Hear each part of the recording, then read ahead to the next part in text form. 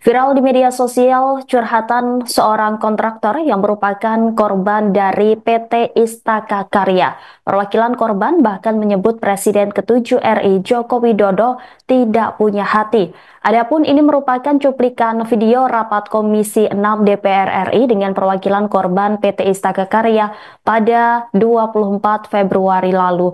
Sebagaimana diketahui, PT Istaka Karya sudah dibubarkan oleh Joko Widodo pada tahun 2023. Pembubaran dilakukan usai BUMN tersebut dinyatakan pilot oleh Pengadilan Niaga dan Pengadilan Negeri Jakarta Pusat pada 12 Juli 2022. Imbas itu sebanyak 179 vendor belum menerima pembayaran dari PT Istaka Karya. Total utang yang belum dibayar oleh pemerintah mencapai 786 miliar rupiah. Seorang kontraktor bernama Yudan mengungkap bahwa mereka sudah mencoba menyurati berbagai pihak termasuk Jokowi. Namun demikian, masalah ini tidak kunjung selesai.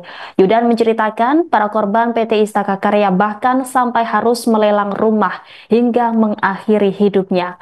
Perwakilan korban PT Istaka Karya mengaku kecewa dengan perlakuan pemerintah mengingat utang belum dibayar selama belasan tahun. Menurut Yudan, ada ketidakadilan dalam sistem pembayaran utang antara negara dan rakyat. Ia menyoroti bahwa masyarakat berhutang kepada negara atau bank milik negara, mereka akan dikejar hingga tuntas. Namun ketika negara berhutang kepada rakyat, pemerintah justru terkesan santai dan mengabaikan tanggung jawabnya. Korban PT Istaka Karya menilai pemerintah terkesan lambat dalam melunasi utang ke vendor. Ia juga menyebut bila Jokowi tidak punya hati. Para korban PT Istaka Karya pun berharap DPR dapat membantu menyelesaikan permasalahan ini. Yang rumahnya kemarin sempat dilelang seperti itu. Terus kemudian Pak Bambang sendiri sudah terancam. Kalau kita berhutang dengan negara, berhutang dengan bank-bank negara, itu kita akan dikejar sampai manapun. Bahkan debt collector itu sering ke rumah. Tapi kalau negara berhutang dengan kita, luar biasa santainya. Termasuk Presiden kita Pak Jokowi itu juga tidak punya hati. Kita sudah bersurat, bahkan kita sudah berupaya untuk kemana-mana. Tapi tidak ada hati, Pak.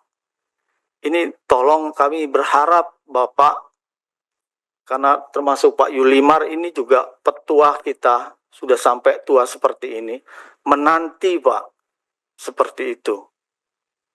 Karena habis uangnya.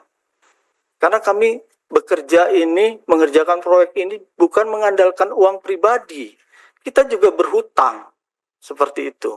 Nah, pekerjaan kami yang di Bawen, jalan tol, sekarang orang kalau mau ke Solo, orang mau besok kalau mau pulang mudik ke Semarang, dengan mudahnya lancar. Begitu juga Pak Andi tadi, udah bandara, udah nggak ada banjir, coba. Sudah bermanfaat bagi masyarakat, bagi negara. Hasil tol itu sudah menguntungkan mereka. Tetapi kami tidak pernah dilihat, bahkan kami tidak pernah dibayar. Seperti itu. Itulah Pak, jadi harapan kami, Pak Erick Thohir juga selalu menggembor-gemborkan bahwa kita beruntung, BUMN beruntung, negara beruntung. Beruntungnya di mana? Kalau kita sendiri, rakyat ini tidak dibayar 160 pekerja, bahkan kita melibatkan anak, operator, pegawai kita dirumahkan. Dari mana beruntungnya? Imbasnya kemana? Sampai orang sudah sampai bunuh diri. Berakhlaknya di mana Pak Erick Thohir? Akhlak apa seperti itu? Itu Pak, saya sangat berharap bantuan dari Bapak. Saya masih percaya dengan DPR RI. Kalau saya dengan hakim, aparat penegak hukum, itu saya sudah tidak percaya. Saya krisis kepercayaan.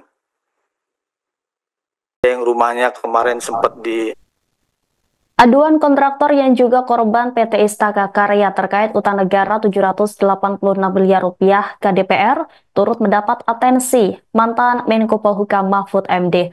Mahfud MD dalam unggahan akun X-nya pada Kamis 7 Maret 2025 menyinggung soal utang-utang era pemerintahan Presiden ke-7 RI Joko Widodo yang menimpa para kontraktor. Mahfud meminta tolong kepada Presiden Prabowo Subianto untuk mengatasi persoalan tersebut. Ia juga meminta Prabowo mengasihani para kontraktor yang sudah keluar duit banyak namun belum diganti oleh negara. Menurut mantan Mahkamah Konstitusi itu, negara kerap mengejar rakyat yang berutang namun kerap abai apabila negara yang memiliki utang kepada rakyat. Diketahui para kontraktor yang terlibat dalam proyek pembangunan jalan tol mengadukan nasib mereka ke DPR setelah tidak menerima pembayaran atas pekerjaan yang telah mereka selesaikan. Salah satu perwakilan kontraktor bernama Yudan yang merupakan korban dari PT Istaka Karya menyampaikan keluhannya dengan nada emosional.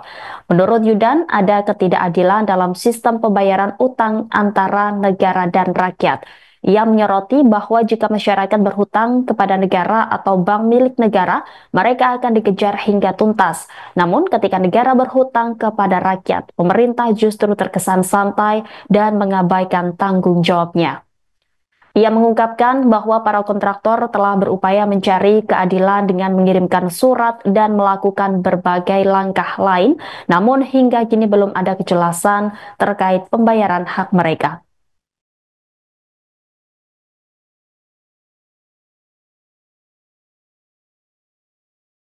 Download Tribun X sekarang, menghadirkan lokal menjadi Indonesia.